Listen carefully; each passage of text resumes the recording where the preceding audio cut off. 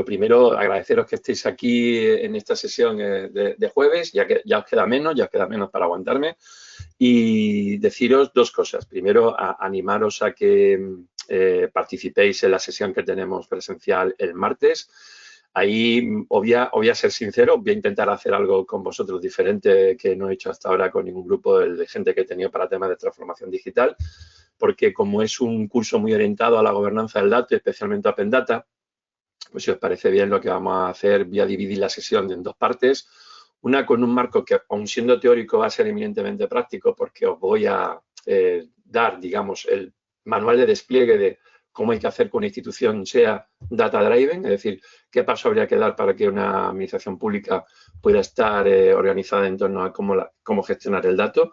Y, evidentemente, eso no solamente sirve desde el punto de vista global de la propia institución, sino que la visión será de poder desplegarlo incluso de un servicio para luego ir permeando entre unos y otros.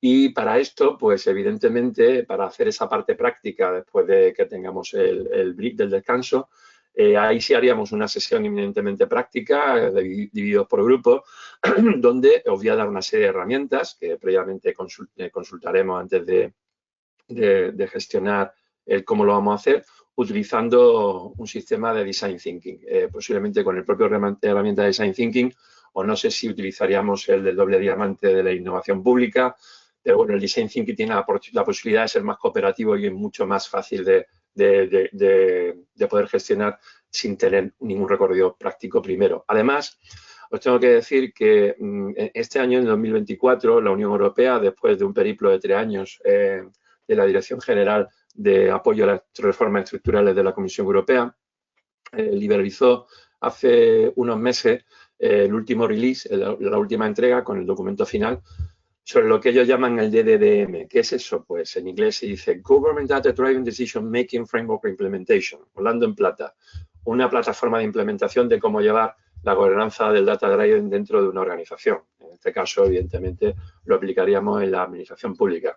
Así que me comprometo que tengo el documento ahí pendiente de, digo, me lo tengo que ver algún día, pues ya tengo una excusa para que entre todos y todas, cuando nos veamos ese martes, pues aprovechando que ya hay una serie de orientaciones, más lo que yo voy a decir de cómo se hace una organización data driven, pues os pueda servir para que podamos prototipar algún tipo de proceso o servicio dentro de vuestras respectivas administraciones para que veáis que muchas veces lo que hace falta es tener conocimientos y una percepción del entorno para poder prototipar algo sin necesidad ni de presupuesto ni de una especialización máxima. Porque la innovación trata de eso, de aprovechar el talento que tenemos distribuido en entornos operativos donde trabajamos, pero poniéndolo en común para que podamos hacer las cosas diferentes. Por lo tanto, os animo a que os sumáis a esa jornada, aunque no sé si os lo he vendido lo suficientemente marketingiano.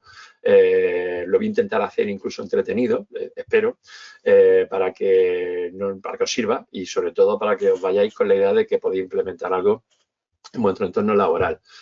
Y Ciar, si no he conseguido ya animarles para que estén el martes allí conmigo, ya no sé lo que voy a hacer. O sea que, pero en fin, vamos a ver si va a sortear un jamón y un poco bueno, más. sortear un jamón lo hemos probado otras veces y no funciona. O sea, al final la gente se queda. O sea que será por algo.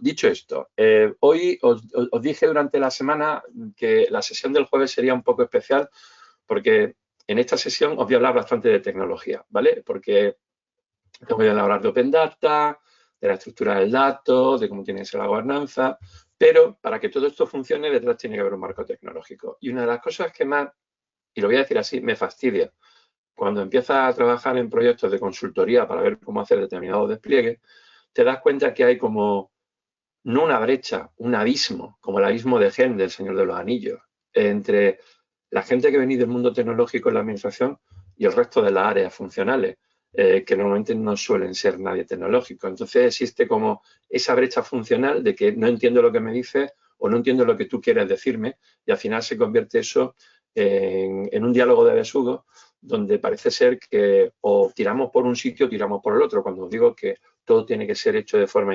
interdisciplinar y sobre todo multidepartamental, ¿vale? Por lo tanto, os voy a dar unas pinceladas, no os preocupéis, no voy a hablar de cosas raras. A lo mejor si alguna cuestión no os queda clara, por favor, preguntarme y Ciar me interrumpe y y aclaramos lo que haga falta. Pero he intentado pasar de puntillas sobre determinadas cuestiones tecnológicas bastante duras, pero quiero que por lo menos os suene algunas de las cosas que son esenciales a la hora de poder llevar a cabo un sistema de data driving en una organización. Y sobre todo, lo más importante, el que entendáis y hagáis entender, sobre todo, que entendáis los que sois tecnólogos, que hay cosas que se están haciendo mal desde el principio, y los que no sois tecnólogos, que pongáis el aviso de lo que puede pasar a continuación si no ponemos el remedio de la situación. Por lo tanto, os voy a hablar de la importancia de la gobernanza del dato en relación a los procesos ETL, que ahora explicaré lo que es, cómo es una arquitectura de data warehouse, o sea, del almacén de datos, del data center que tenemos para modelos de business intelligence, que es lo que significa modelo de BI, de inteligencia de negocio. Aquí siempre hablaremos de inteligencia de negocio, ¿vale? Se habla siempre de business intelligence, nunca se habla de government intelligence, ¿de acuerdo? Porque es el concepto que hay tras el sistema de gestión de plataformas para dotar de conocimiento a través de la información con sistemas de inteligencia artificial a los sistemas que se alimentan con datos. Y lo llamamos de business intelligence. No es porque haya que hacer una adaptación al sector público o privado. No hace falta hacer esa adaptación porque se sigue la misma metodología, ¿de acuerdo? Y os comentaré algo que es muy importante y que no se está utilizando eficientemente en las administraciones públicas, como es la exploración multidimensional de datos, que voy a pasar muy someramente por encima, pero quiero que sepáis de su existencia y de las posibilidades que ello tiene, ¿de acuerdo? Y por supuesto, terminaríamos hablando de la importancia de la gestión estratégica de los datos de esa dimensión tecnológica, ¿de acuerdo? Por lo tanto, en un modelo de un sistema de gestión de Business Intelligence, lo primero que tenemos que tener claro es cómo vamos a trabajar, es decir, cómo construimos el modelo de alto nivel sobre el cual vamos a atacar el conjunto de datos para que esos datos, que son inputs que entran en el sistema, produzcan outputs, es decir, datos de salida que sean interesantes para nosotros para tomar decisiones. Mira, esta cuestión es básica, porque en la medida que no hagamos bien esta parte, todo esto que hay aquí no va a funcionar. Si no hacemos bien la parte de ETL, esto que veis aquí, y ahora explicaré lo que es, con esto que tenemos aquí, que es la materia prima, nada, uy, qué sensible es esto, nada de lo que hagamos aquí va a funcionar. Os recuerdo lo que os comentaba el otro día sobre la calidad de la inteligencia artificial.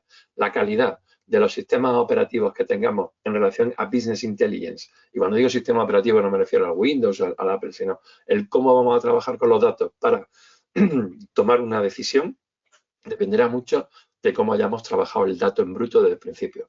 Por eso, en un proceso de Business Intelligence hay como, digamos, 5 apartados, ¿vale? Está el sistema de gestión de fuentes, el sistema de cómo vamos a tratar esas fuentes, que se llama ETL, el sistema de almacenamiento, el sistema de agregación y el sistema de visualización. El de visualización es el que nos permite a los seres humanos entender absolutamente todo lo que las máquinas nos lanzan con toda la información que les aportamos, porque nuestras cabezas no están hechas para ver tablas de Excel o datos no estructurados que no vamos a comprender su significación. Por lo tanto, la visualización del dato, la forma en cómo representemos los patrones, las correlaciones, los sistemas no lineales que puedan aparecer en relación a los datos que hemos alimentado para que nos dé un resultado, eso es básico para entender cómo vamos a trabajar con esa nueva información que posiblemente haya generado un nuevo conocimiento que tenemos que tamizar bajo la percepción que tenemos del entendimiento que tenemos del sistema en el que operamos y del ecosistema para poder tomar una decisión informada. Por lo tanto, lo primero, necesitamos fuentes y hay 3 tipos de fuentes. Son las fuentes que vienen externas, gracias a esos infomediarios que tenemos en el mercado o gracias a Internet, que las podemos conseguir libremente por libre disposición según donde las obtengamos. Ya sabéis que las fuentes externas pueden ser de pago, pueden ser libres, que estén a libre disposición en Internet. Luego tenemos las bases de datos internas, es decir, las bases de datos con las que operamos, que construimos para que los procesos se puedan mantener.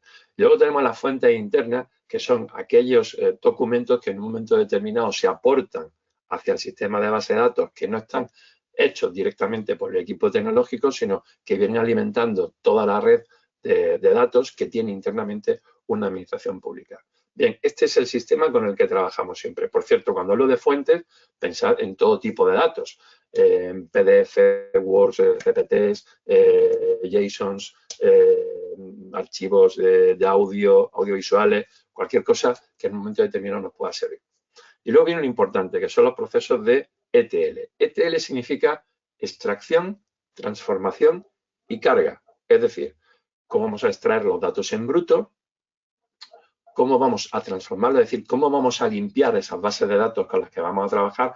Limpiar una base de datos es una de las cosas más importantes que tenemos en un sistema de arquitectura de Data Warehouse, porque significa que en la medida que obtengamos un dato de calidad, tendremos una información de calidad. Y por lo tanto, esa L final que veis es la de la carga, que parece, bueno, claro, Paco, hay que cargar los datos, sí, pero los datos se cargan en relación hacia el lugar donde tienen que ir orientados. Como veis, en los sistemas de almacenamiento en el warehouse tenemos, lo llamamos las bodegas de datos, que son las globales, y luego tenemos que distinguir entre los data marts y los data lakes. En los data marts normalmente son bases de datos no relacionales, ¿vale? Perdón, base de datos relacionales, lo he dicho mal, base de datos SQL. Y esos son los que normalmente lanzan las consultas los equipos TIC en función de lo que le piden el resto de la organización cuando utilizan ese tipo de base de datos, básicamente Excel, CSVs, etcétera.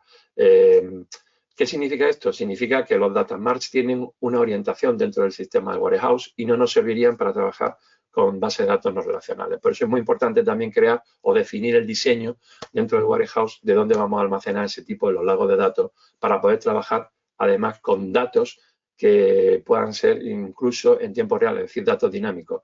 Y este es uno de los principales problemas que veo en muchísimas de las organizaciones con las que estoy trabajando. No solamente pasa en el sector público, también pasa en el sector privado, porque faltan dos cosas. Faltan, por un lado, conocimiento avanzado, es decir, personal técnico que pueda hacer esto, y segundo, el conocimiento previo de cómo vamos a gestionar determinadas estructuras de datos que hoy en día dan una capacidad de inteligencia que es superior a la normal. Luego veis lo de agregación, formando los cubos de datos. Aquí estos cubos de datos pueden ser cubos simples o pueden ser cubos multidimensionales, cubos SOLAP. Quedaros con los nombres, ya os digo que esto no es muy importante desde el punto de vista de lo que estamos tratando en el curso, pero quiero que os suene y luego hablaremos de lo que es un cubo lab y los sistemas de visualización en función de cómo agregamos esos datos y cómo los presentamos para que nos dé esa fuente de información. Si está todo claro, prosigo y si alguien tiene alguna cuestión, me la hace llegar, ¿vale? Por lo tanto, para que podamos hacer todo esto, que os he dicho antes, esa estructura de alto nivel del Data Warehouse, necesitamos 9 pilares con los que trabajar. De hecho, el e-Government Survey del 2020 de la Unión Europea nos definía cómo tiene que ser el sistema de transformación digital de la administración desde la óptica del dato, ¿vale? Y para eso hay que crear 9 pilares. El primero es visión, liderazgo y mentalidad, es decir, vamos hacia una organización data driven y por lo tanto vamos dando los pasos en ese sentido. Eso no significa que de la noche a la mañana lo hagamos. Acordaros que para poder hacer eso necesitamos de algo tan sencillo y tan complicado a la vez como es el cambio de aptitud y de actitud y la transformación cultural que hay dentro de la organización, ¿vale? Que es el pilar 3. Para poder llegar al pilar 3 de la configuración de la cultura organizacional tenemos que tener muy claro el marco 2, que es el marco institucional y regulatorio. Es decir, dónde encaja mi administración pública en relación con el resto y qué puede hacer y no puede hacer en función de sus competencias atribuidas y sobre todo el marco regulatorio que tenemos, que es el que nos define el qué podemos hacer y hasta dónde podemos llegar. Y, por supuesto, para hacer una organización data driven necesitamos un cuarto pilar, que es el del pensamiento sistémico y la integración de esa cultura en el sistema que estamos dotando a la organización. Como digo, esto no es un viaje fácil, ni cómodo, ni por supuesto, que se puede hacer unos meses. Pero necesita de un marco estratégico, necesita de un plan estratégico que evidentemente nos conduzca hacia ese sentido. Y la única forma de hacerlo es hablando de esto, formándonos sobre estos temas y conociendo cómo se hace. Y, por lo tanto, desde el punto de vista del pilar 3, que es el regulatorio, y del 2, que es el regulatorio institucional, le iremos al quinto, que es la gobernanza del dato. Es decir, tenemos que definir muy claramente en el seno de nuestra administración pública cómo vamos a trabajar con el dato, con qué tipología de datos, qué taxonomía de datos vamos a hacer y por qué vamos a trabajar con ello y para qué los vamos a utilizar, teniendo en cuenta que como el ámbito tecnológico es cambiante y muy flexible, necesitamos que nuestro marco operativo sea flexible y resiliente, porque aquello que definamos una vez en un papel no tiene que ser un acto de fe bíblico, no, es solamente un apunte para comenzar a trabajar y de momento que veamos una posibilidad de cómo transformar el entorno añadiendo, quitando algo, no tenemos que tener miedo ni a añadir ni a quitar algo.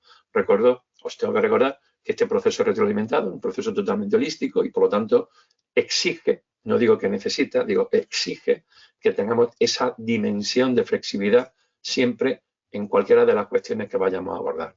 Y claro, para hacer todo esto que he dicho, necesitamos el pilar 6. Sin el pilar 6 no podemos hacer. Necesitamos una infraestructura TIC que nos lo permita, bien sea con hierro propio, con hardware propio, o si se toma la decisión de ir hacia una nube público-privada o una nube federada.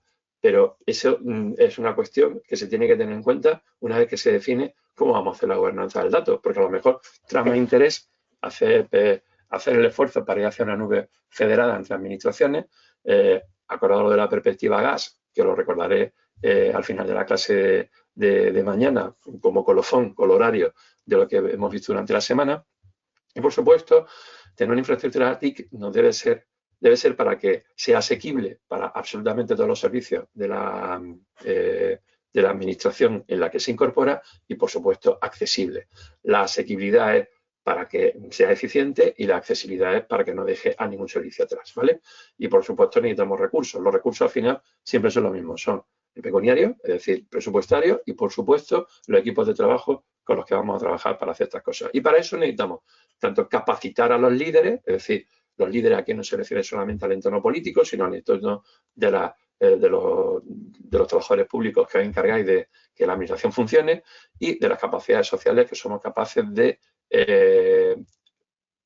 extender hacia el entorno en el que operamos. Acordaros que os decía que una de las cuestiones que tiene el Open Data o que tiene cualquier tema de estructura de gobernanza de datos es que necesitamos el concurso de absolutamente todos los actores que intervienen en el proceso de la gestión de la administración pública. Por lo tanto, si dejamos algún stakeholder fuera, evidentemente vamos a tener problemas desde el punto de vista de tener la percepción real de si lo que estamos haciendo merece la pena o no, ¿vale?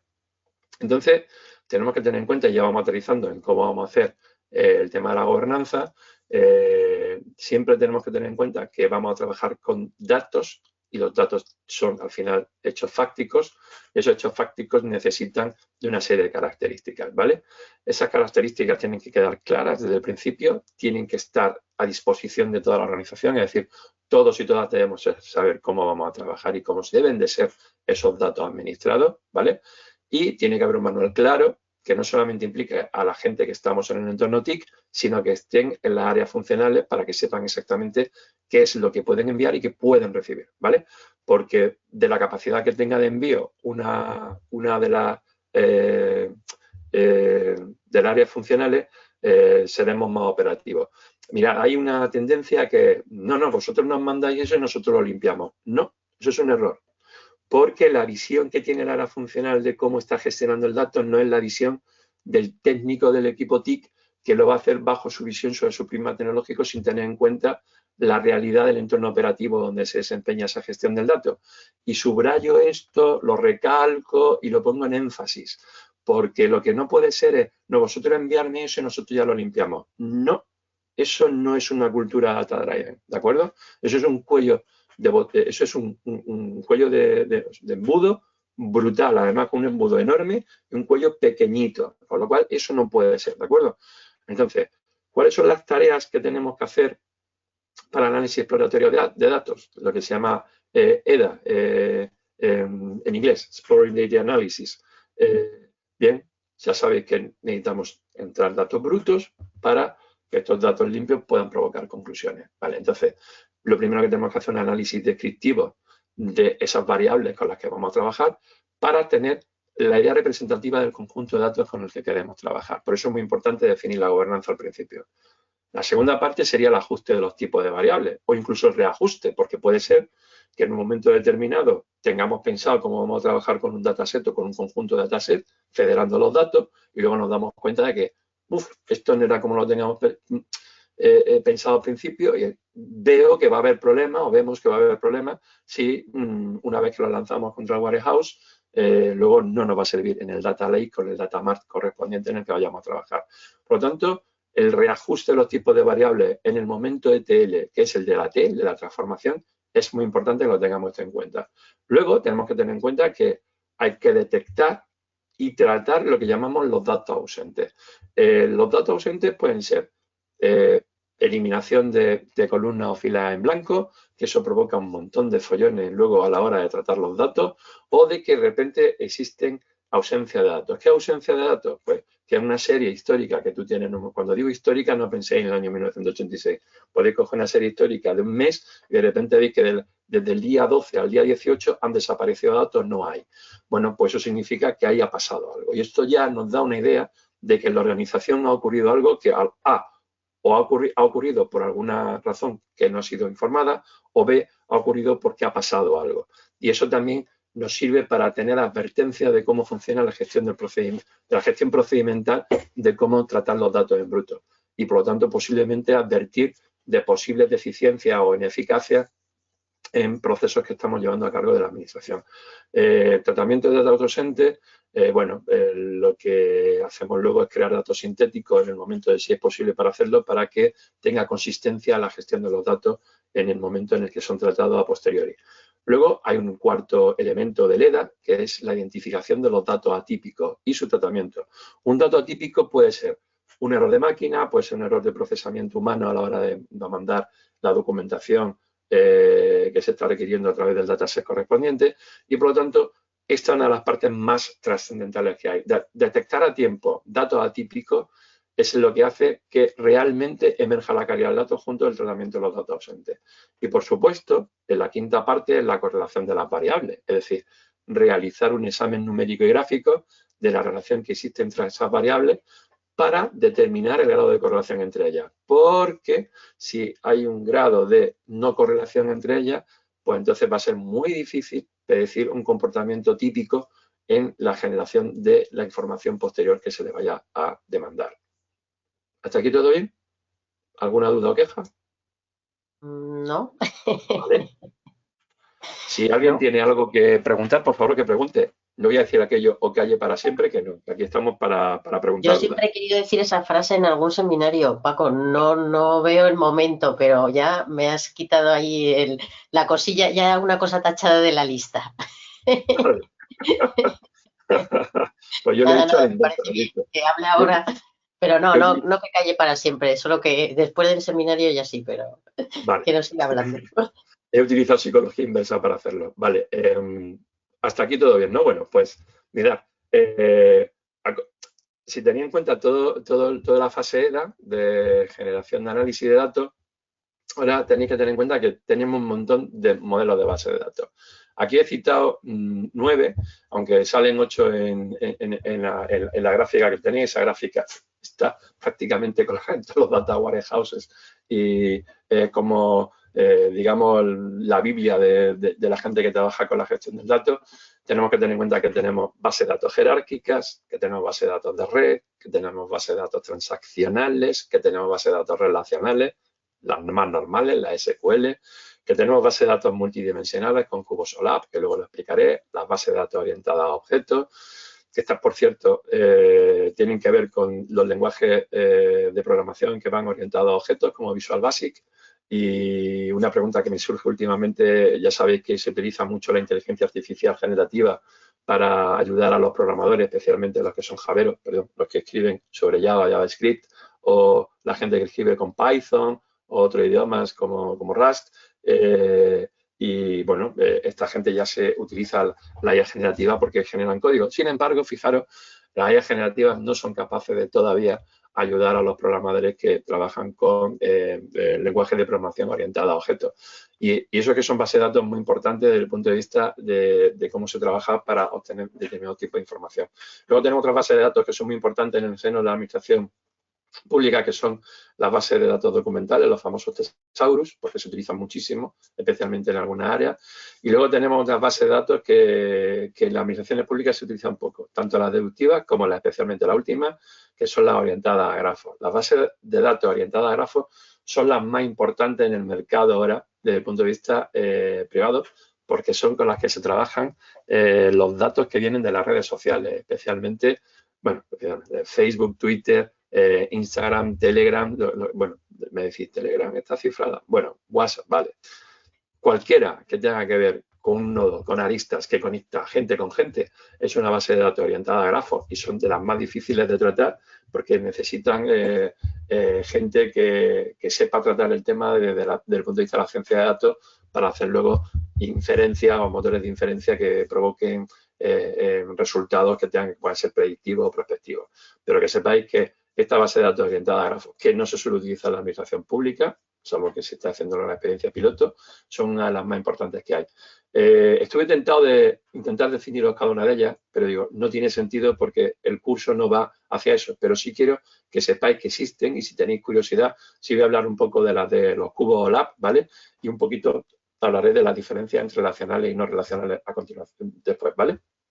Luego, tenéis que tener en cuenta que también tenemos que saber, pues claro, pensar una administración, no es una administración de 1000 habitantes que una administración pública como por ejemplo el Ayuntamiento de Valladolid, que tiene, corregidme, estará por 500.000 de habitantes, un poquito más seguramente. Eso significa que el nivel de gestión de datos que entra a diario en los soportes de flujo que tiene el sistema de arquitectura de datos del Ayuntamiento de Valladolid, evidentemente no es el mismo que de un ayuntamiento de 1000 habitantes, ¿vale? Entonces, ¿qué significa esto? Significa que tenemos que tener en cuenta cómo vamos a procesar esos datos, qué modelo de procesamiento utilizamos. Hay 3 modelos básicos de procesamiento y utilización de datos, sobre todo si vamos a utilizar datos en tiempo real con bases dinámicas, ¿vale? Con datos dinámicos, perdón. Hay 2 básicos, que es el procesamiento batch para lotes de grandes volúmenes de datos, que utiliza un framework por debajo que se llama Apache Hadoop, y luego tenemos el procesamiento en stream para flujos de datos en serie de tiempo, que es la antítesis del uso de batch, porque en stream significa que estás trabajando en tiempo real, pero a cambio de trabajar en tiempo real, estamos hablando del orden del segundo, para nosotros, de nuestro punto de vista de pensamiento, eso sería para en un momento determinado si necesitas tomar decisiones en tiempo real, por ejemplo, para el tráfico o para determinados acontecimientos. Normalmente una administración pública, si decide en batch, lo que hace es que los lotes de grandes volúmenes de datos se comprimen, se traen tal y se piensan de una forma, es decir, se transforman de una forma para dar como unas series secuenciales temporales que pueden ser de 10 minutos, 15 minutos, media hora, una hora, en función del ingente número de datos que podamos trabajar. ¿Ventaja que tiene este sistema? Que reduce mucho el error en función de los datos que tiene de los resultados que te da finales. El stream necesita muchísima capacidad computacional y tiene algunas cuestiones que no lo hace efectivo para tenerlo como modelo jerárquico del procesamiento de la organización. Y luego tenemos lo que llamamos el procesamiento en tiempo real, de verdad, para tiempos específicos. En el mundo de la computación, el procesamiento en tiempo real no es lo que entendemos los seres humanos, ¿vale? Los seres humanos, para nosotros, el procesamiento en tiempo real sería del orden de segundos. El procesamiento en tiempo real para centros de supercomputación se va al acto segundo, acto con doble T, segundo, que es 1000 picosegundos. Se te va de la cabeza. O sea, estos son las mediciones que se hacen, por ejemplo, en el CERN, en el centro donde está el LHC, el colisionador de hadrones más grande que existe, que en el que se demostró el bosón de Higgs y se utiliza básicamente en la célula de partículas o en grandes centros de supercomputación, como por ejemplo el BSC, el Barcelona Supercomputing Center, o por ejemplo el que tenéis en la Universidad de Salamanca, que no es un HPC, pero es un simulador, es un nodo de computación que utiliza la Universidad de Salamanca, junto con, por ejemplo, el Albaicín de Granada o el Picasso de Málaga, que son los que conozco, o el Chesga de Galicia, aunque sí es verdad que Chesga en Santiago de Compostela, desde que hizo la evolución al Finisterrae 4, ya se puede considerar prácticamente un HPC, casi un HPC, ¿vale? Eso que además Chesga tiene un ordenador cuántico de Fujitsu, tiene un simulador cuántico de Aniles, perdón, que me he ido por las ramas. Estas son las cuestiones frikis que tiene uno en la cabeza. Por lo tanto, tenéis que tener en cuenta que esto también, nada más que tomar esta decisión, en una administración pública, el C lo descartamos, ¿vale? Salvo que sea el Ministerio de Hacienda o Defensa que tienen lo suyo, ¿vale? A y B, definirte por un modelo batch o un modelo stream, ya está definiendo la arquitectura interna de cómo vamos a trabajar los datos en el sistema de proceso. Y si era importante el modelo EDA de cómo vamos a tratar los datos en transformación, tenéis que tener en cuenta que existe un ciclo de vida del dato y el ciclo de vida del dato es muy importante porque el ciclo de vida del dato no es un inicio y un fin, es un proceso de retroalimentación continua y tiene 5 partes muy bien definidas que tenemos que tener en cuenta a la hora cuando vamos a trabajar. Primero, Todo ciclo de proceso de datos tiene un origen, es decir, de dónde viene el análisis, el dato, es decir, primero si es interno, externo. En función de si es interno o externo, habrá que tener en cuenta una serie de premisas desde el punto de vista de cómo hemos definido la gobernanza del dato. Tiene que tener una entrada en el sistema, es decir, dónde lo vamos a almacenar previamente antes de tratarlo, cómo vamos a hacer su procesamiento, es decir, cómo vamos a prepararlo, lo vamos a organizar y dónde lo vamos a transformar para llevarlo definitivamente al sistema de almacenamiento donde lo vamos a tratar. Y claro, eso necesita una serie de análisis, que son los sistemas de salida, y de distribución para volver a almacenarlo. Como veis, el almacenamiento no es solamente el almacenamiento en el warehouse. Hay que tener en cuenta que normalmente el almacenamiento que tenemos en la base de datos inicial es la que tenemos luego cuando lo tratamos con el ETL para que se vaya, evidentemente, al datamart correspondiente o al data lake correspondiente. Y, a su vez, los datos que obtenemos para visualización los tenemos que llevar a otro sitio con otro sistema de almacenaje que, evidentemente, no se mezclen los unos con los otros. Mirad, hay que tener en cuenta que en un sistema de gestión ETL, cuando tenemos el data warehouse organizado, hay que tener siempre en visión que los datos históricos no pueden ser alterados. Es decir, los debemos utilizar, pero estos datos no pueden ser alterados. Es decir, hay que dejar muy claro cómo se trabaja con ellos y dónde se crea la copia con la que se hace el nuevo tratamiento para que los datos históricos sean inalterables. Porque si cometemos ese error, evidentemente estamos cometiendo un fallo garrafal de cómo vamos a trabajar en el sistema de gestión del ciclo de procesamiento de datos. ¿Vale? Y luego, evidentemente, ese modelo de ciclo de vida de datos tiene, como os podéis imaginar, desde el punto de vista del ETL, un montón de operaciones de procesamiento, que son lo que llamamos los sistemas de refinamiento del dato. Entonces, para eso utilizamos las operaciones de registro, las operaciones de duplicación, las operaciones de verificación, súper importantes, las operaciones de separación, las de clasificación, las de intercalación, las de cálculo y las de recuperación. Y ahora va aquí una cuestión que es perentoria, no solamente en el seno de las administraciones públicas, sino básicamente en todas las empresas que tienen que trabajar hoy en día con datos, con Big Data, con IoT, con inteligencia artificial, ya sean gente que hace hardware, gente que hace software o procesos industriales o agrícolas que tenemos en el seno de nuestra sociedad.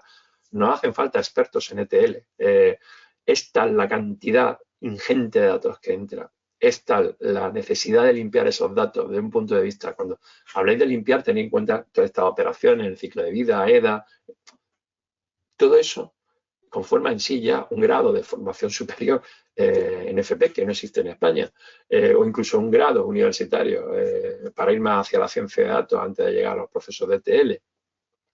Aquí se abre un abanico de posibilidades que incluso yo se lo lanzo siempre que tengo gente de la administración delante, especialmente si alguno trabajáis en el seno de la Consejería de Educación, la posibilidad de crear una serie ya no digo de grados superiores, pueden ser incluso grados medios, donde se forme a chavales y a chavalas que no tienen, incluso gente mayor. Ya sabéis que en FP está entrando cada vez más gente que se está reinventando y, por lo tanto, esto es una necesidad perentoria que tenemos para crear modelos ya no solamente inteligencia artificial de calidad, sino modelos de trabajo de Big Data al servicio de las organizaciones para que mejoren su rendimiento, es decir, para que mejoren su eficacia y su eficiencia. Y esto es un problema, porque hablar de esto nos crees que todo el mundo en todos los servicios tecnológicos entiende de qué estamos hablando. Esto es un mundo que te tenéis que metiendo y cada operación tiene un submundo a su vez de cosas que hay que hacer desde el punto de vista de gestión matemática o de gestión de procesos. Y por lo tanto, esto exige evidentemente unas necesidades que trascienden un poco el marco operativo en el que trabajamos y eso que comentábamos ayer de la dificultad que tenemos para encontrar talento que pueda ser incorporado en el seno de las administraciones públicas. Pero lo mismo que pasa en las administraciones públicas está pasando en el sector privado. Eso creo que lo tengáis muy, muy en cuenta. En ese modelo, ya os he hablado de cómo son las estructuras que tenemos, si el modelo batch o el modelo streaming, las operaciones de refino que tenemos, pues evidentemente hay un montón de tecnologías que soportan esos modelos de arquitectura que utilizamos, ¿no? Y utilizamos, cuando procesamos ya los datos en el sistema de cómo vamos a coger el almacén y lo vamos a tratar para que den esa visión final en un sistema de visualización, hay tres plataformas, digamos, que son las más utilizadas hoy en día. Son las de Hadoop MapReduce, que es para hacer computación paralela, y no voy a explicar qué importancia tiene y por qué se utiliza. El Apache Spark, que tiene más rendimiento que Hadoop en función de las necesidades que tenga la organización. Y luego tenemos la de Apache Cassandra, que son para trabajar con datos muy grandes, estructurados, fácil de escalar y que son distribuidos. Cada una de estas tecnologías, que por cierto se puede trabajar con todas dentro de la misma estructura, pero separadas porque tienen diferentes necesidades y sobre todo producen diferentes resultados en función de cómo trabajes con los datos. Son las más utilizadas hoy en día y encontrar gente especializada en esto no os creáis que es fácil, porque esto lleva tiempo, necesita mucho ensayo-error y evidentemente el ensayo-error tiene que ser en un espacio confinado porque no lo vamos a hacer ensayando y error con necesidades clientes, es decir, con necesidades que tenga una administración pública o con necesidades que tenga una entidad privada. Y por supuesto, en las tecnologías de almacenamiento también utilizamos, pues, para las bases de datos no distribuidas, no relacionales, utilizamos HBase, que es una NoSQL. Cuando veáis NoSQL siempre significa que son datos no estructurados. Google Bigtable y Amazon DynamoDB de database, ¿vale? Como veis, hay dos que os pueden sonar el nombre, una es de AWS, de Amazon Web Services, y la otra es de la todopoderosa Google. Este es otro problema que tenemos desde el punto de vista de la gestión de lo que hacemos en el día a día, y es que la dependencia tecnológica que tenemos de empresas extranjeras, cuando digo extranjeras, de fuera de la Unión Europea. De ahí la importancia de crear sistemas que nos den soberanía tecnológica para no tener dependencia con terceros. Y aquí hay una cosa que tenéis que tener siempre en cuenta cuando vayamos a hacer cualquier proceso de data driver. Esto queda como muy nacionalista, decirlo así, o que queda como diciendo, los americanos, los europeos. No va por ahí. Tenéis que tener en cuenta que tenemos un marco regulatorio. Y recuerdo que tenemos dos marcos regulatorios, de los cuales hablaremos mañana, que nos obligan, que son el reglamento de gobernanza de datos y el reglamento de inteligencia artificial, que son los dos reglamentos que hablan de datos y de gestión de datos en el seno de la Unión Europea. Y por lo tanto, tenemos que tener en cuenta que si utilizamos herramientas de terceros fuera del seno de la Unión, aunque estos estén habilitados, esto tiene una serie de implicaciones en función de los datos que vayamos a tratar. Sin despreciar nada, no es lo mismo coger datos culturales de un festival de teatro de un municipio de 25.000 habitantes que cuando cogemos los datos de sanidad del conjunto de la población de Castilla y León, que estos tienen evidentemente una serie de cuestiones intrínsecas que hay que proteger. El hecho de trabajar con herramientas de terceros de países fuera de la soberanía europea tiene implicaciones desde el punto de vista regulatorio, por no hablar incluso ético, de cómo se van a trabajar esos datos fuera de la Unión. Y por lo tanto, todas estas cuestiones las tenemos que tener en cuenta cuando vayamos a trabajar con ellos. Por lo tanto, esto que os pongo aquí es la arquitectura de un data warehouse típica. Con todo lo que he dicho, ya esto os tendría que sonar un poco. Aquí tenemos las bases de datos con las que vamos a trabajar. Estas serían las bases de datos estructuradas, por eso se pone CSV. Luego tendríamos las bases de datos relacionales, es decir, las que tenemos normalmente en la administración, aquellas que sacamos de aplicaciones web a través de todo lo que, de toda la ingesta, de toda la documentación que ya se vuelca en cualquier servidor de la red. Y aquí tendríamos, como esto viene de la red y entonces no solamente vienen datos alfanuméricos, sino que vienen audiovisuales, PDF, de sonido, de geoposicionamiento. Aquí tenemos que tener una solución NoSQL para trabajar en el Data Warehouse. Y luego, no olvidéis nunca que la mayoría de las organizaciones y cada vez más las instituciones también tienen APIs de streaming para conectarse con las redes sociales. Esto ya es otro quebradero de cabeza. Esto viene de una nube que no es tuya, que tienes que meter los datos para ver cómo lo hacemos, ¿vale? Entonces, si utilizamos un sistema Hadoop dentro del modelo, tendríamos el sistema de inclusión del ETL con HDFS, utilizaríamos Hive, que es un sistema de procesamiento que tenemos en batch, y aquí abajo veis que con Apache Spark conectamos esta parte con NoSQL para hacer algoritmos de ciencia de datos. ¿Por qué? Porque la ciencia de datos algorítmica se utiliza normalmente con bases de datos no relacionales. ¿Se puede utilizar esto? Claro que sí, se puede mezclar, pero si vais a utilizar bases de datos no relacionales, tenemos que utilizar ciencia de datos y normalmente utilizamos Apache Spark, ¿vale? Y con todo esto, con toda esta transformación ETL que es compleja, nos lo llamamos Data Warehouse, ¿vale? Y aquí ya creamos el Data Mart analítico para dar informes visuales prácticamente con este tipo de datos, los datos relacionales, estructurados, y con los datos algorítmicos, con Hive en el Data Warehouse, también podemos trabajar para dar directamente herramientas de reporte sin necesidad de pasar por el Warehouse porque lo hacemos directamente contra Hive, que es durante el proceso de transformación y carga. Sí que todo esto es muy complejo, pero quiero que veáis que la mayoría de las administraciones públicas solamente trabajan en este lado de aquí. Trabajan con datos relacionales, con un sistema, el que sea el modelo de relación, el modelo que tengan de procesamiento de datos, organizan el warehouse y utilizan los data marts para tener esos reporting tools, las que están iniciando esos procesos con sistemas de business analytics. Por ejemplo, se está poniendo muy de moda Power BI en el seno de la administración. ¿Por qué está de moda Power BI?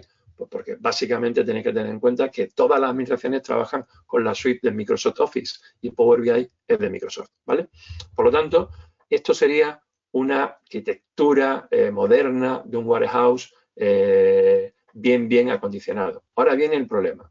En la mayoría de administraciones esto no suele estar, esto no existe directamente y hacemos todo esto desde aquí en línea para hacer el ETL aquí y nos lo llevamos directamente al Data Warehouse sin hacer una serie de sistemas de procesamiento de datos que son los que le dan sentido a que luego podamos tener herramientas de inteligencia artificial o de soporte previo en Business Intelligence para darnos sistemas, datos que puedan ser prescriptivos o predictivos. Por lo tanto, esto es un problema que tenemos en el seno de la administración y que hace que cuando tomamos la decisión de irnos a un modelo data driven sea la cosa más compleja, ¿vale?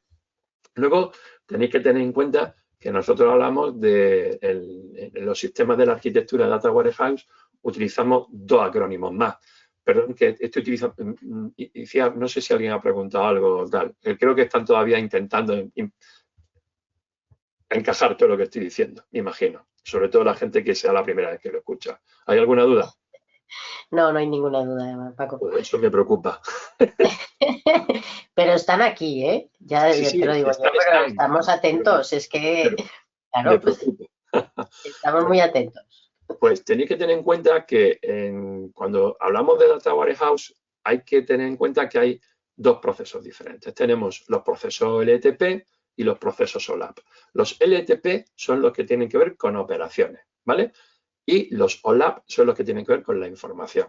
Los LTP van en relación a los sistemas de estrategia de negocio que tenemos para, a través de lo que llamamos el master data, el dato maestro que al final obtenemos con todo el proceso de limpieza del ETL, nos dé las transacciones oportunas para que en un momento determinado, encajando con los sistemas OLAP, que son los de información, que básicamente un sistema OLAP ya es un proceso matemático complejo que lleva un sistema de minado de datos, un sistema de analítica de datos y un sistema de decisión de datos. Eso es lo que llamamos el Business Data Warehouse, que es cuando tenemos un sistema avanzado porque utiliza o bien Cubo OLAP o la combinación de Cubo OLAP con lo que os comentaba antes de sistemas de gestión de bases de datos no relacionales para, utilizando ciencia de datos, poder utilizar sistemas avanzados de inteligencia artificial, ¿vale? Y eso me preocupa mucho porque veo que las estructuras que veo de las administraciones públicas, salvo raras excepciones, no se tienen en cuenta desde el inicio. Entonces hay una serie de elementos clave que tenemos que tener en cuenta que nos tienen que sonar cuando hablemos con la parte tecnológica, que son los sistemas fuentes, es decir, ¿de dónde se extraen los datos y por qué trabajamos con esos datos y no con otros? Porque esa pregunta hay que hacérsela también a veces. ¿Por qué trabajamos con esos datos y no con otros? Hay que tener muy claro cuáles van a ser los procesos ETL. Acordaros que ETL es el acrónimo en inglés de extracción, transformación y carga. Extraction, Transformation, Load. Luego tenemos el tema del modelo de datos. Es decir, cuando hacemos el ETL, cómo vamos a hacer el modelo de datos en relación a la tipología de gobernanza que tenemos. Y luego dónde lo vamos a almacenar, que es el Data Warehouse. El Data Modeling siempre va ante el Data Warehouse, porque el Data Modeling es el refinamiento del ETL antes de que sean tratados los datos para hacer la consulta algorítmica o la consulta con un modelo de visualización de datos. Luego tenemos un modelo que se llama ELAIM, que no se utiliza mucho últimamente, que es el modelo de gestión de información empresarial. El modelo de gestión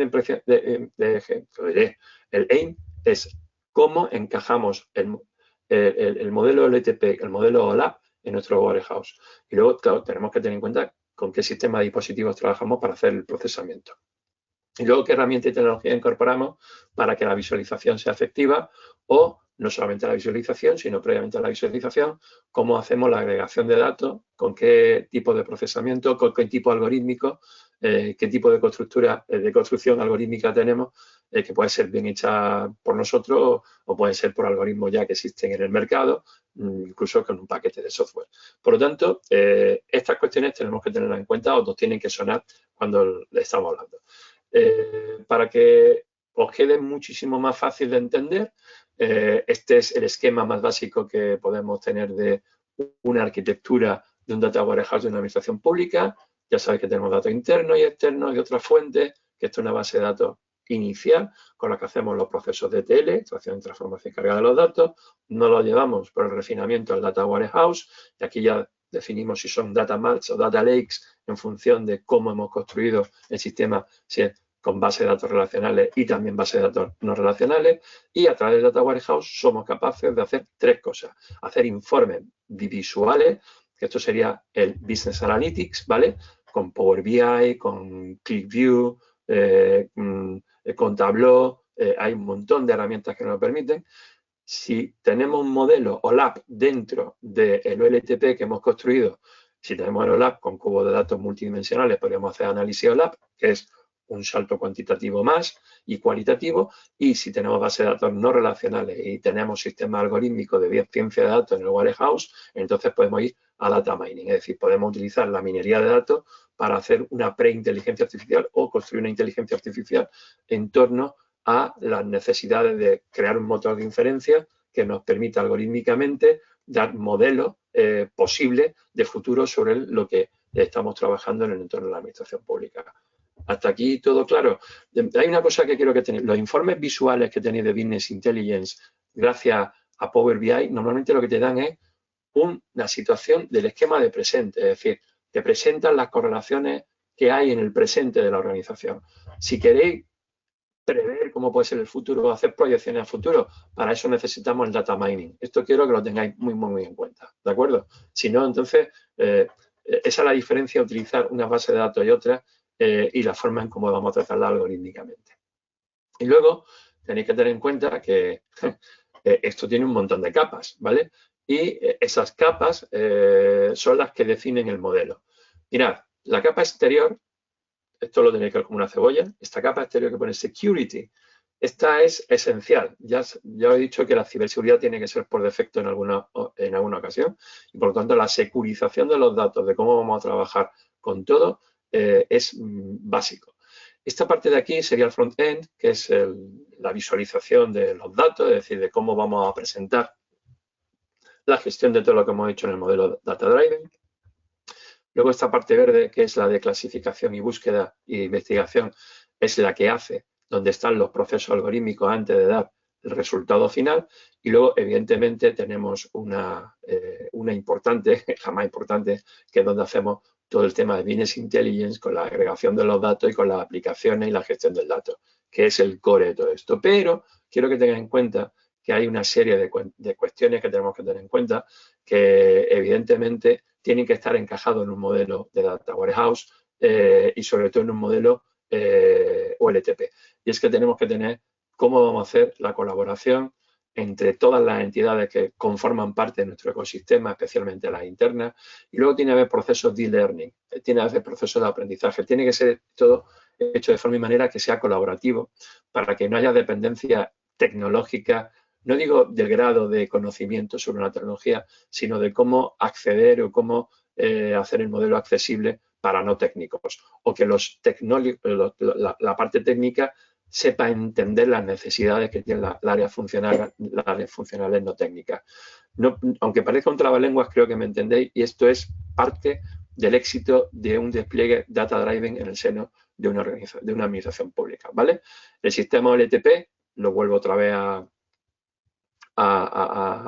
como voy a explicar el OLAP ahora, el OLTP no que no os rayen, ¿vale? El OLTP no deja de ser el sistema de gestión de la información de cómo vamos a trabajar con las fuentes de origen, ¿vale? Con las fuentes de datos. Tanto en la forma de cómo vamos a trabajar con todas las bases de datos que llegan por todos los sitios y con el metadato inicial que tenemos nosotros, que disponemos en nuestra organización. Esta es la parte de extracción. Este sistema es el que determina el grado de eficacia del Business Intelligence que vamos a hacer. Y luego, en el OLAP, es cómo vamos a trabajar la transformación y la carga de los datos para luego poder hacerlo de una forma con sistemas multidimensionales, que es lo que os voy a explicar a continuación de esto. Por lo tanto, para desplegar una arquitectura de BI en la administración, tenemos que tener en cuenta una serie de factores. Por un lado, los recursos humanos que tenemos asignados al proyecto, que eso es básico, evidentemente. Necesitamos un mínimo sobre el cual poder trabajar para que se pueda hacer esto en condiciones. Y luego tenemos que tener una infraestructura de sistema, es decir, tenemos que tener un OLTP claro, es decir, cómo vamos a trabajar con todas las fuentes de datos integradas, tenemos que asegurar el sistema de información y la tipología de las tablas, la taxonomía de la gestión de la gobernanza del dato, que eso nos permite modelizar los sistemas de gestión de datos internos.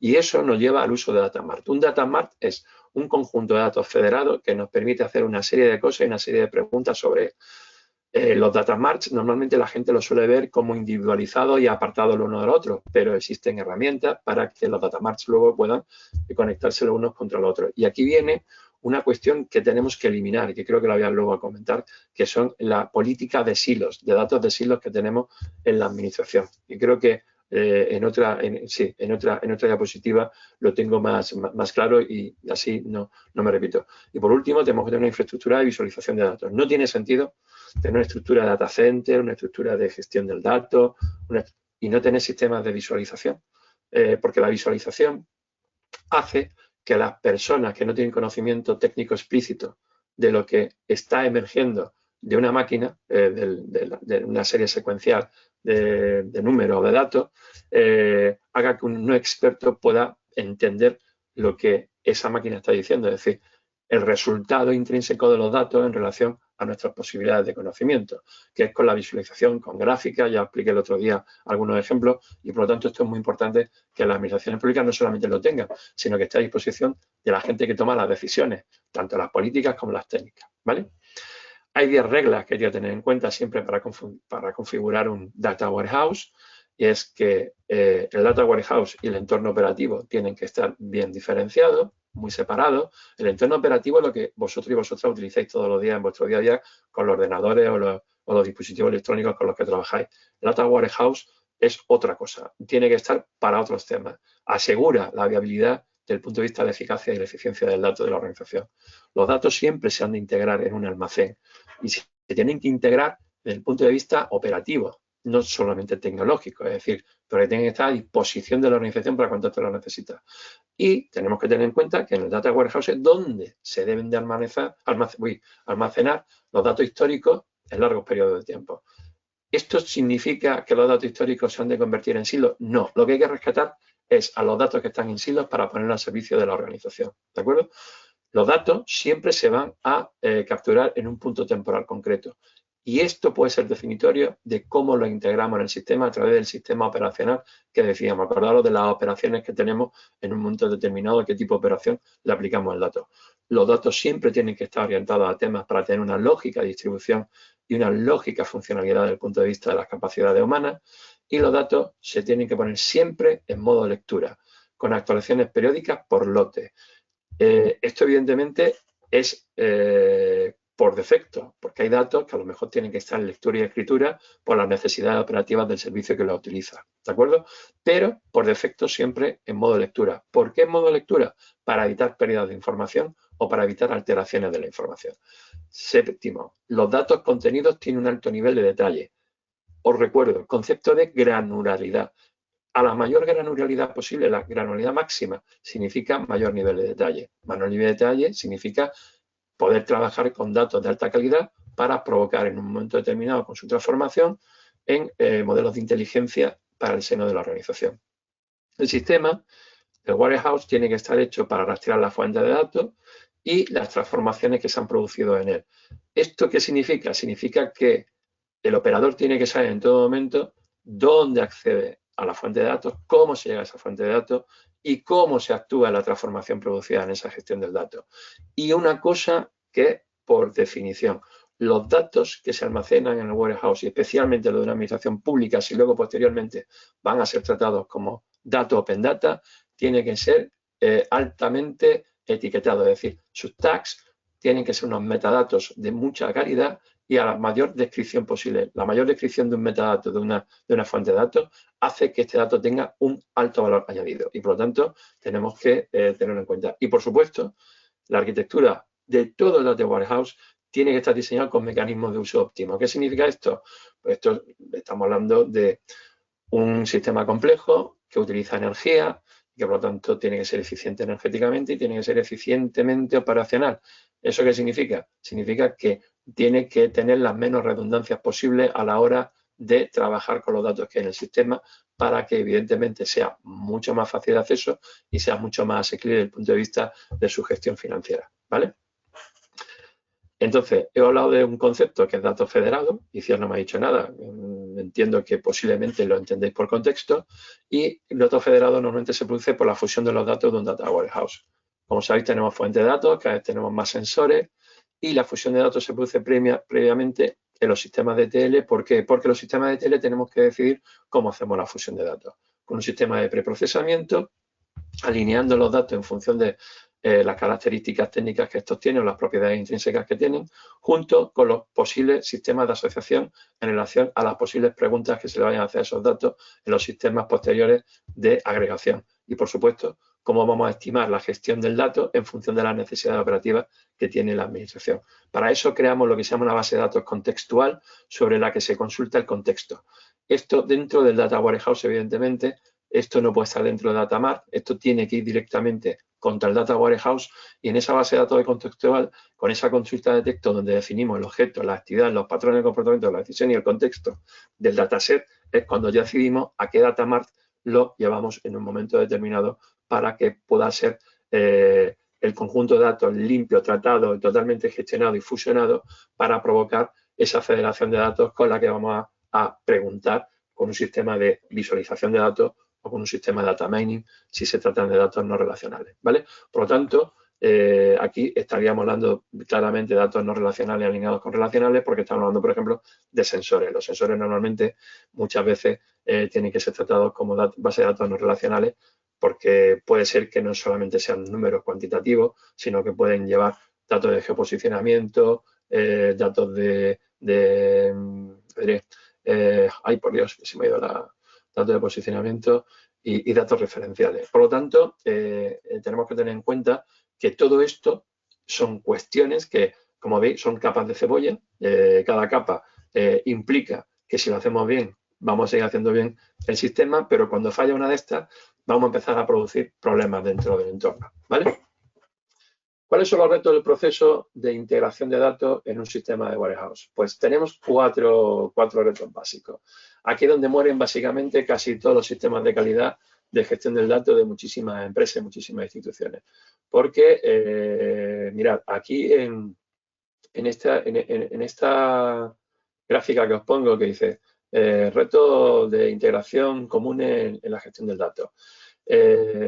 Aquí os pongo los cuatro grandes retos que tenemos cuando hacemos los procesos de ETL, que son los de imperfección del dataset, problemas en la correlación de los datos en función del quinto paso de EDA que os decía, problemas de inconsistencia de los datos a la hora de cómo son tratados y uno de los problemas más comunes es el de disparidad.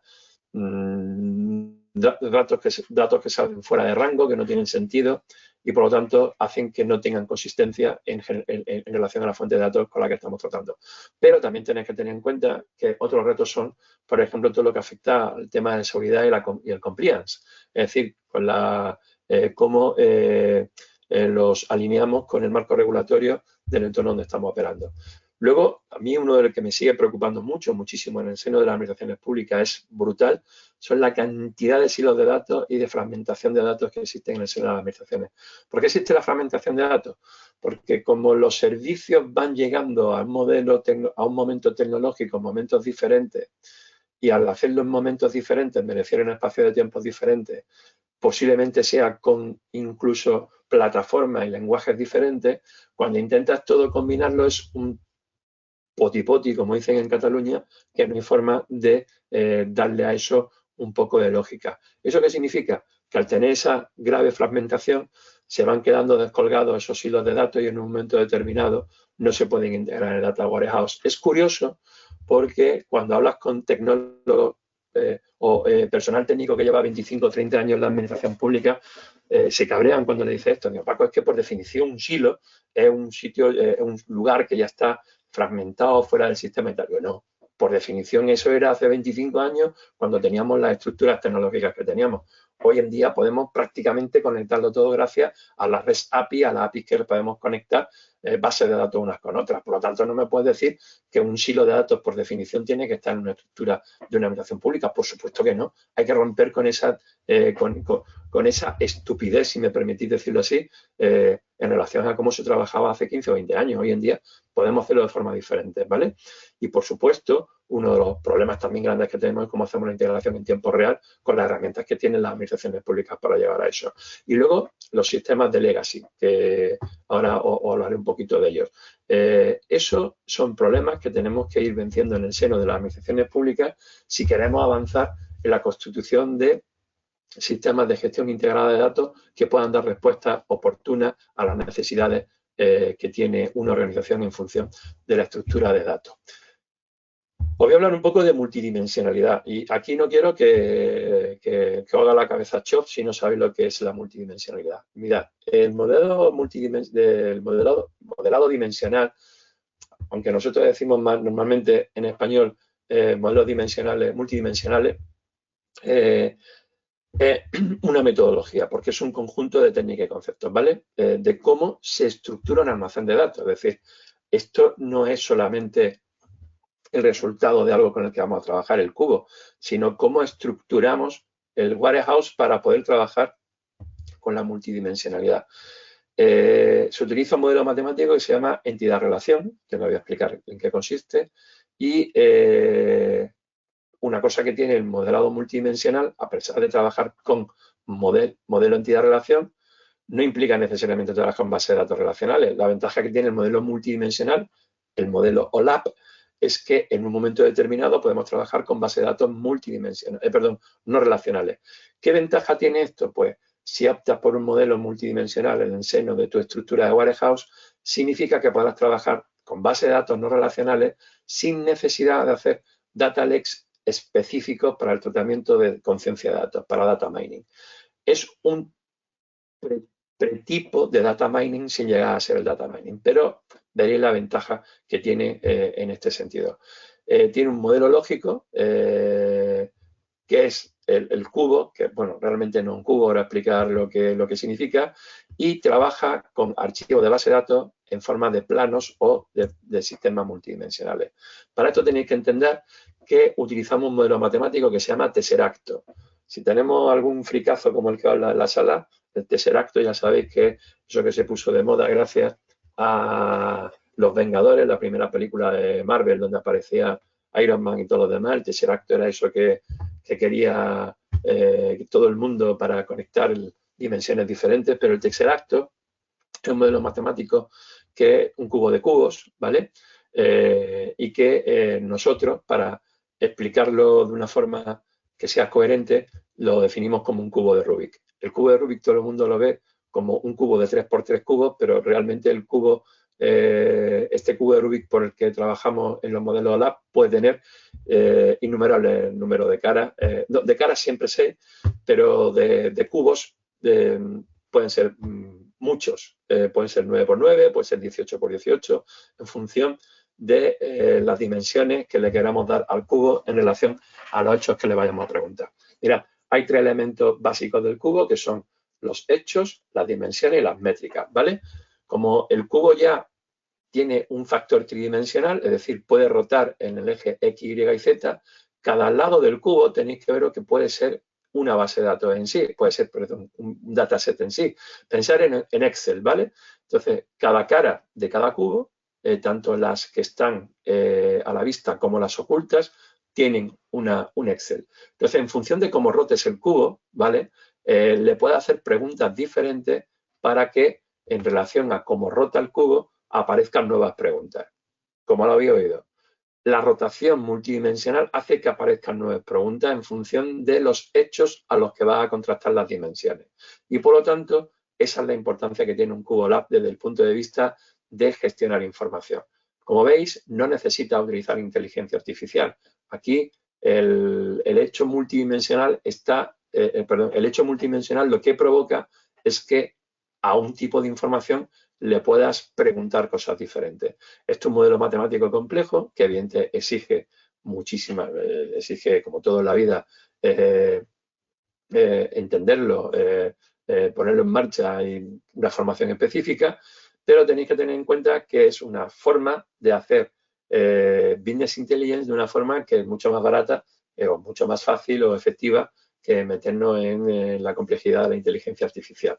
No es un sustituto, sino que es otra forma de trabajar con bases de datos. Hay sobre esas 3 dimensiones posibles que os decía, hay 4 etapas, que es escoger el proceso de negocio que vamos a analizar. Si habláis con los compañeros y compañeras que están en la parte TIC, siempre hablarán de procesos de negocio cuando hablen de estructurar un sistema de Business Intelligence. Vuelvo a insistir que aunque estemos en el sector público, se habla siempre con el concepto de proceso de negocio, es decir, es qué es lo que vamos a intentar entender, cambiar, remodelar, rediseñar o preguntar en relación a lo que queremos hacer con los datos. Luego, en un cubo lab hay que declarar el grain, es decir, el grado de granularidad, es decir, cuál es la dimensión del dato que queremos trabajar, es decir, hasta qué tipo de dimensionalidad necesitamos atacar. Poniendo en una escala temporal, lo necesitamos en años, lo necesitamos en meses, en semanas, en días, en minutos, en segundos. Eso dependerá evidentemente del tipo, de la tipología de datos previa. Si la tipología de datos previa no soporta segundos, la granularidad máxima que le podemos preguntar al sistema estará en función de la carga de datos que hacemos.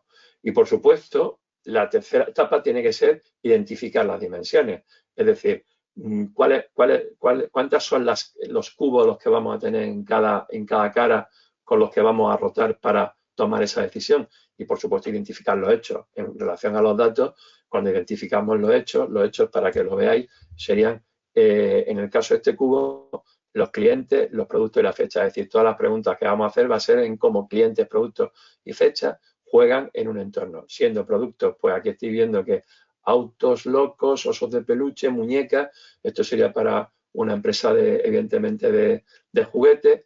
Y clientes, aquí tenéis 5, fechas, pues todas las que soporte el sistema al que le pregunta. ¿De acuerdo?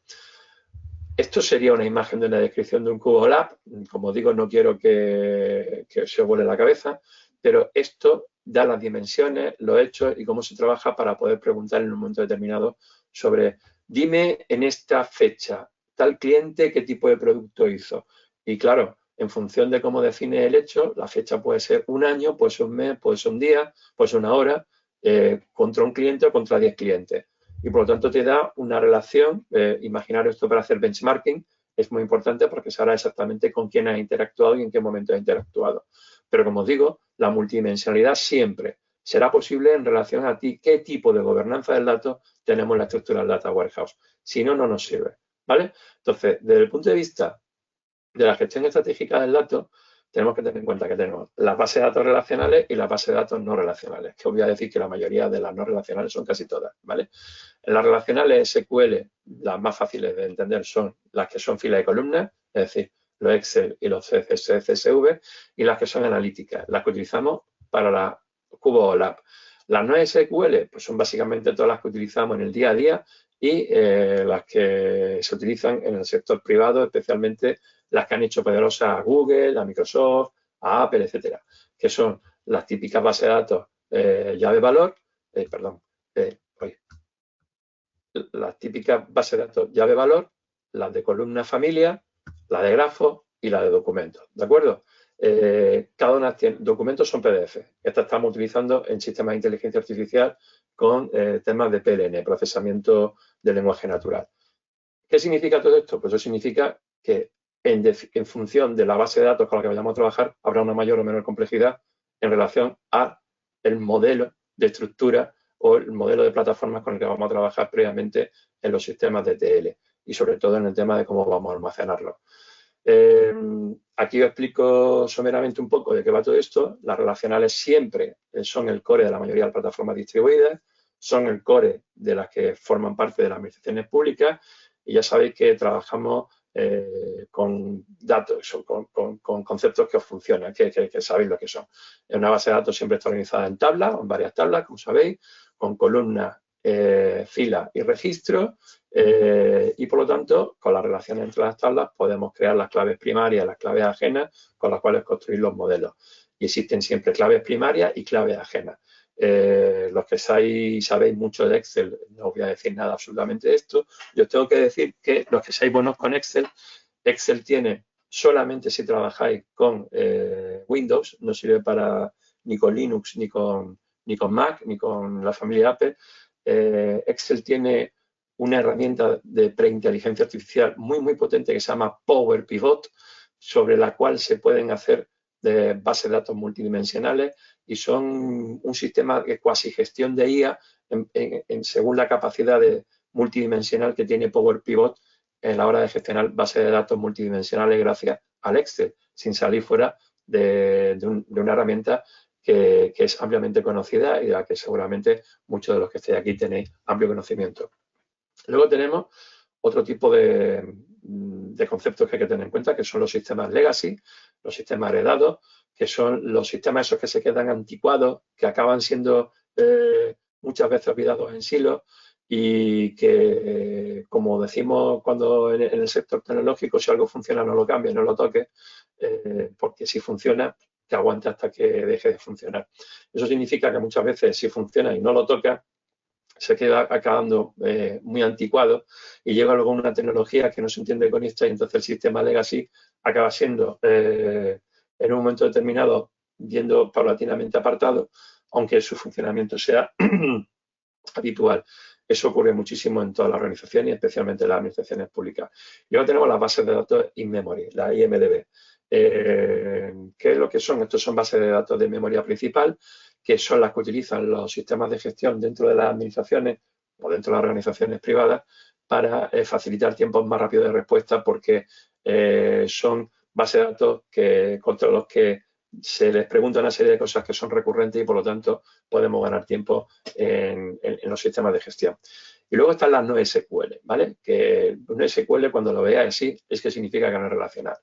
Está muy distribuida, es decir, no es jerárquica, es muy flexible y tiene la ventaja que es muy escalable a cambio de la complejidad de tratarla, ¿vale? Siempre una cosa que es característica de una NoSQL es que no tiene un esquema de datos definido y por lo tanto es muy complejo. Aquí nos inventamos hace muchos años en sistemas tecnológicos los archivos JSON, los JSON, que son básicamente una amalgama de cosas dentro que tú tendrás que predefinir para trabajar con ellos si quieres hacer algo con esos datos, que se puede, pero que exige un paso previo que es agrupar y limpiar los datos que tenemos para que den una consistencia del evento que estamos intentando definir a través de ese esquema de archivos. Y bueno, aquí os diría que tendríamos que trabajar siempre con sistemas de consistencia basados en el esquema ACID, que significa atomicidad, consistencia, aislamiento y durabilidad. No olvidarlo, pero esos son los cuatro esquemas de trabajo que hay que tener siempre en un SQL, que tiene unas implicaciones. Y para que lo entendáis bien, las SQL se utilizan básicamente en todo lo que tiene que ver con el Excel para organizar data marts. Se utilizan en el mundo de la empresa, evidentemente, en los móviles y tal, pero los NoSQL trabajan básicamente en el mundo IoT, en el mundo de las redes sociales, en el mundo del gaming y para producir valor a través de los sistemas de clave-valor. Y por lo tanto, bueno, y una de las grandes ventajas que tiene últimamente la integración de los procesos NLP de programación del lenguaje natural con unos archivos que no sabíamos qué hacer hace tiempo, que eran los PDF, que eran indescifrables, gracias a la inteligencia artificial generativa, los PDF han dejado de ser un dolor de cabeza y los podemos tratar y organizar de forma adecuada. Uno de los retos que tienen las administraciones públicas por delante, en concreto, es que trabajan con muchísimos PDF, es cómo utilizar la IA generativa desde modelos LLM, de grandes modelos de lenguaje, para crear lo que llamamos SML, Short Model Languages, o modelos de lenguaje corto o pequeño, para adaptar la taxonomía de los datos de PDF que utiliza normalmente una administración para generar muchísima información de valor y por lo tanto generar muchísimo conocimiento en relación a todos esos documentos en PDF que se tienen. Pensar, por ejemplo, en tesorería, en la parte jurídica, en urbanismo o en servicios sociales, que trabaja básicamente con PDF, ¿vale? Por lo tanto, es muy importante que tengamos en cuenta que la fase de exploración de datos es lo que nos va a hacer que tomamos decisiones basadas en información real y veraz para generar nuevo conocimiento.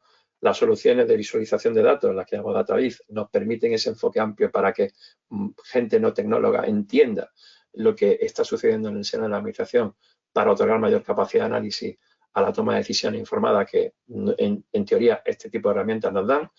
Luego, las técnicas de exploración de datos siempre nos van a permitir entender esa porción del Big Data que nuestros cerebros son incapaces de poder entender. La exploración de los datos y la forma en cómo se visualiza es muy importante porque democratiza el acceso al dato y por lo tanto no es una cuestión de gurús tecnológicos que tenemos una organización que solo de ellos depende todo lo demás. No, eso hay que acabar con eso. Y por supuesto hay que tener en cuenta que esto no es un concepto reciente, parece que vino ayer con el tema de la inteligencia artificial, sino desde que Myler Devens en los 90 definió el concepto de inteligencia organizacional, es algo que debía haber sido incorporado paulatinamente, pero insisto, como se hizo desde el punto de vista de los iluminados, y me pongo aquí por delante como tecnólogo, que sabemos de esto, el problema es que no hemos sabido integrar a toda la organización en la importancia que tiene la fase de exploración del dato para las decisiones estratégicas de una organización. Y luego tenéis en cuenta que hay cinco etapas del ciclo de vida de los datos, ¿vale? La primera es la detección y el análisis de las fuentes de información. No me voy a detener aquí, lo tenéis escrito, ¿vale? Esto es básicamente cómo le vamos a dar los servicios a nuestro cliente final, a nuestro usuario final. Luego, cómo vamos a... Bueno, aquí veréis que viene en el ciclo de vida todo lo que tenemos que hacer.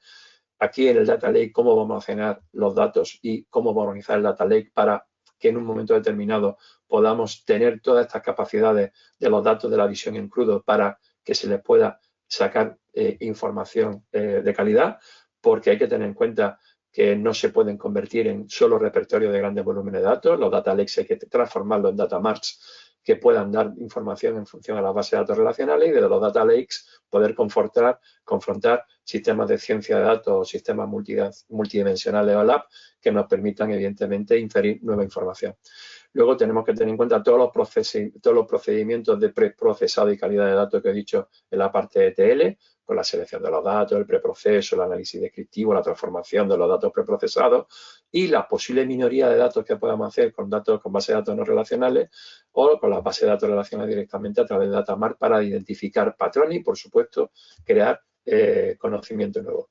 Tenemos que tener en cuenta que en el ciclo de vida de los datos, si somos capaces de hacer análisis en función de nuestras capacidades tecnológicas, si solamente tenemos data marts organizados en bases de datos relacionales, solamente podemos hacer una información retrospectiva, es decir, una analítica descriptiva de qué pasó en el pasado o de por qué ha pasado, podemos hacer una analítica diagnóstica, nos puede dar una situación de presente de que estamos fallando en algo porque hicimos mal algo en el pasado, pero si necesitamos analítica predictiva o prospectiva para definir ese futuro, necesitaríamos de incurrir en bases de datos más vastas, con V, y especialmente las no relacionales, teniendo en cuenta muchísimos datos para hacer data mining a través de procesos algorítmicos que nos den la capacidad de poder ir más allá. Eso nos exige, evidentemente, transformar el data warehouse para poder incorporar este tipo de datos en el sistema.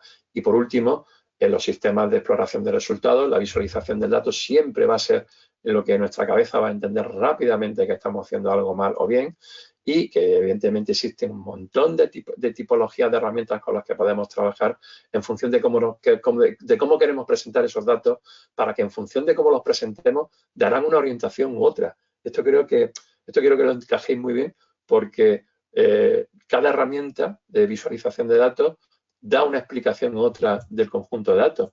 No es solamente importante preguntar el por qué, sino preguntarnos con qué herramientas vamos a intentar averiguar ese porqué, ¿vale? Y para finalizar, tenéis que tener en cuenta siempre que la ciberseguridad tiene que quedar por defecto, ¿de acuerdo?